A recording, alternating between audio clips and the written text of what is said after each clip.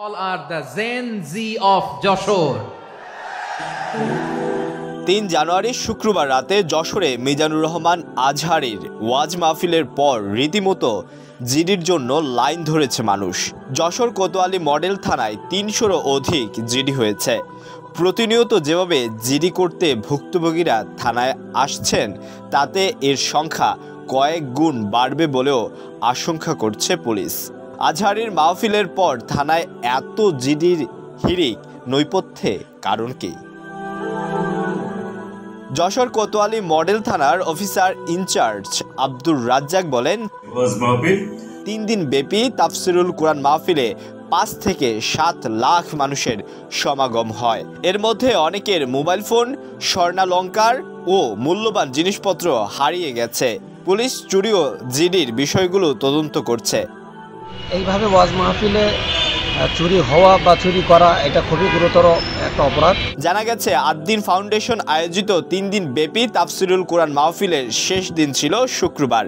এদিন রাতে বক্তব্য রাখেন আন্তর্জাতিক খ্যাতিমান বক্তা মিজানুর রহমান আজহারী। তার আসার খবরে মানুষের ঢল নামে সমগ্র মাহফিল এলাকায়।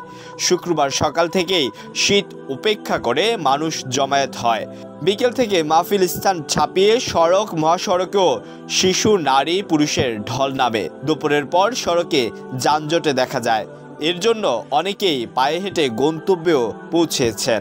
সব সড়কের ঢেউ গিয়ে মিশে পুলের হাটে মাহফিল প্রাঙ্গণে ৫ থেকে ৭ লাখ মানুষের সমাগম ঘটে এবং এর মধ্যেই মোবাইল ও স্বর্ণালংকার হারানোর অভিযোগ উঠে।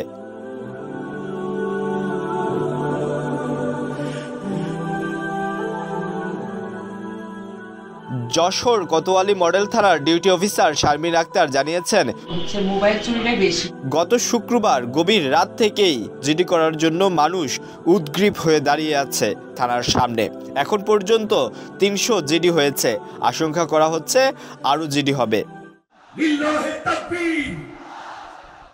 মাহফিলের দিন রাত 10:30টার পর সামাজিক যোগাযোগ মাধ্যমে ছড়িয়ে পড়ে পদদলিত হয়ে একাধিক ব্যক্তি মারা যাওয়ার খবর। আহতেরও সংখ্যা অর্ধশতাধিক। তবে হাসপাতালে গিয়ে জানা যায় যশোর জেনারেল হাসপাতালে পদদলিত হয়ে ২১ জন ভর্তি হয়েছে। এর মধ্যে ১০ জন প্রাথমিক চিকিৎসা নিয়ে বাড়ি ফিরেছেন এবং বাকি ১১ জনের অবস্থা গুরুতর হওয়াতে বর্তমানে তারা চিকিৎসাধীন অবস্থায় হসপিটালে অবস্থান করছে।